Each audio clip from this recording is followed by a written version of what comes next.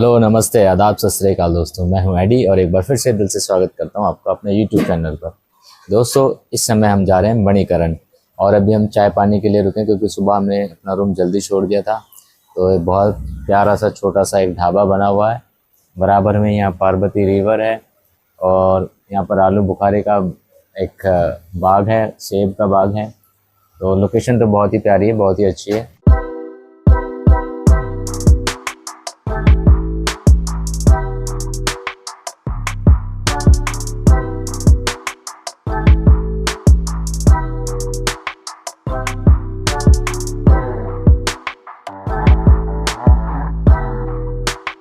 इस समय हम दोस्तों चल रहे हैं पार्वती नदी के किनारे और इसी पार्वती नदी के किनारे सिखों का बहुत ही पवित्र तीर्थ स्थान मणिकरण बना हुआ है, जहाँ की हम जा रहे हैं। और दोस्तों साथ ही साथ मैं देख रहा हूँ कि इस नदी के किनारे बहुत सारी जगह हैं ऐसी जहाँ पर हम कैंपिंग कर सकते हैं और लोग कर भी रहे हैं।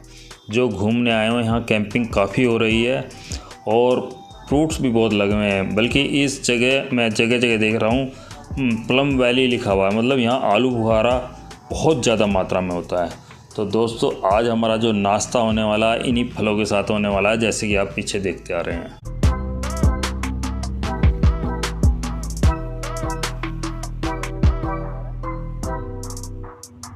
रोड की स्थिति बहुत ख़राब है दोस्तों।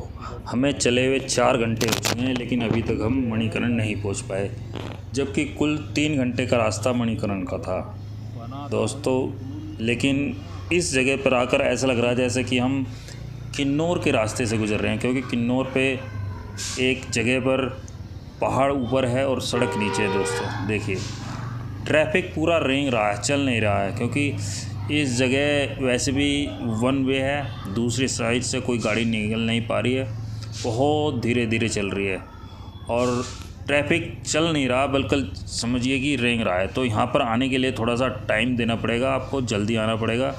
देखिए फिर जाम लग गया, फिर रुक गया रोड। ये लीजिए हम पहुँच चुके हैं कसोल, जो कि पार्वती नदी के किनारे पर स्थित है।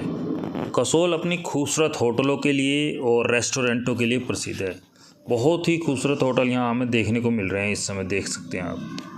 कसोल अपनी प्राकृतिक सुंदरता, एडवेंचर और आध्यात्मिकता के लिए बहुत प्रसिद्ध हो चुका है इन दिनों दोस्तों।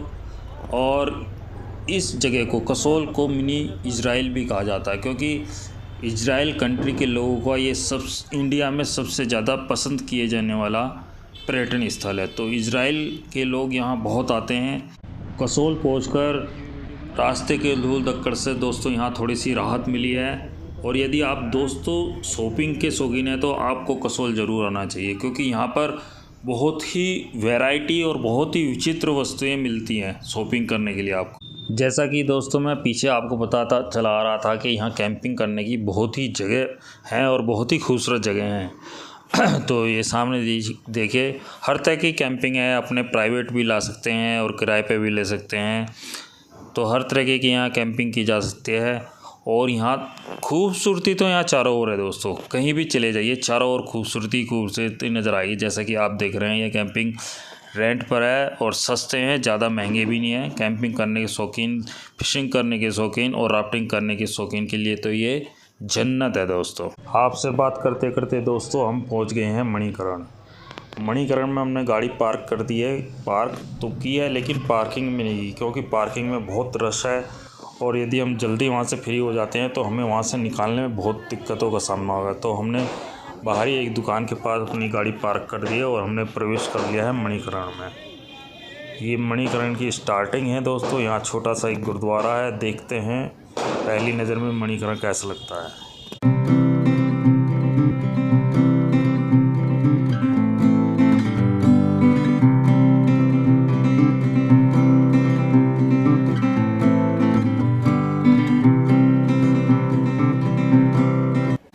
सामने दिखाई दे रही है मणिकरण की धर्मशाला, जिसमें 4 से 5 हज़ार लोग रुक सकते हैं। और उसके नीचे दिखाई दे रहा है गर्म पानी का कुंड, वहाँ भी चलेंगे दोस्तों। लेकिन फ़िलहाल चलते हैं गुरुद्वारे में अंदर दोस्तों रिकॉर्डिंग मना है, इसलिए वहाँ पर हमें ये बंद करना पड़ेगा। लेकिन फ़िलहाल जो आप देख रहे हैं ये गर्म पानी निकल रहा है। इसे जूम करके दिखाता हूँ, देखो कितना गर्म पानी, ओ माय गॉड, पानी में से धुआं उठ रहा है। और ये अंदर का नज़ारा है, इसके ऊपर वो बना हुआ है गुरुद्वारा, और इसके अंदर ये जो पानी है यहाँ पर भरा हुआ है, ये भी गर्म पानी का कुंड है। बहुत गर्म है इस समय, मैं बहुत ही मुश्किल से इस कमरे में रुका हुआ हूँ। गर्म पानी है, चारों ओर गर्म ही गर्म पानी है। आधा घंटे गुरुद्वारे के अंदर बैठने के बाद दोस्तों हम आ गए हैं लंगर लेने। काफ़ी समय बाद हम लंगर ले रहे हैं। यहाँ पूरे दिन यहाँ लंगर चलता रहता है, दूध है, चाय है, और दोस्तों लंगर लेकर बड़ा आनंद आ रहा है। बहुत समय बाद खाया लंगर। लंगर खाने के बाद दोस्तों चलते हैं उस स्थान पर जहाँ पर वो आश्चर्यजनक कुंड बना हुआ है, उसे देखने चलेंगे। लेकिन उससे पहले मैं आपको बता दूँ, ये जिसमें को हम जा रहे हैं इस गुफा के अंदर को, ये इतनी ज़्यादा गर्म है कि इसे ज़्यादा मतलब 1 मिनट के लिए भी हम फर्श पे, दीवारों पे या छतों पे हाथ नहीं लगा सकते। चारों तरफ इतनी हीट निकल रही है यहाँ पर, और ट्रैफिक भी यहाँ इस समय बहुत ज़्यादा, मतलब बहुत ज़्यादा लोग हैं। बताते हैं इतने लोग यहाँ कभी नहीं आते हैं। इस वर्ष काफ़ी लोग आए हैं। तो चलिए इस गलियारे से जल्दी हम निकलते हैं, जिससे कि हम पहुँच सकें अपने बाबा के द्वार, शिव बाबा के द्वार में, और देख सकें उस आश्चर्यजनक कुंड को जिसके लिए हम यहाँ आए हैं। ये सामने वो प्राचीन शिव मंदिर, जिसके पास ही वो कुंड है जहाँ से गर्म पानी निकल रहा है। ये देखिए बिल्कुल उबल रहा है, और ऐसा लग रहा है जैसे कि इसके नीचे किसी ने गैस लगाई हुई है। और साथ ही ये मटके रखे हुए हैं जिसमें कि लंगर का सारा खाना इसी में बनता है। दोस्तों ये देखिए, ये क्या आश्चर्य है कि इतना उबलता हुआ पानी है। अपने आप में ही एक आश्चर्यजनक जगह है।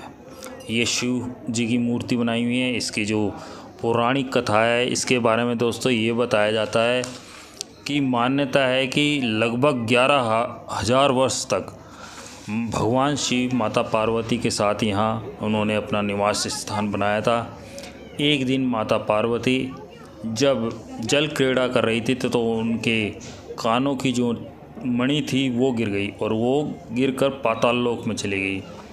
तो शिव जी ने अपने गणों को उसे ढूंढ के लाने के लिए कहा, किंतु गण लोग उसको ढूंढ नहीं पाए। तब शिव जी को क्रोध आया, और कहते हैं कि उन्होंने अपनी तीसरी नेत्र खोल दी।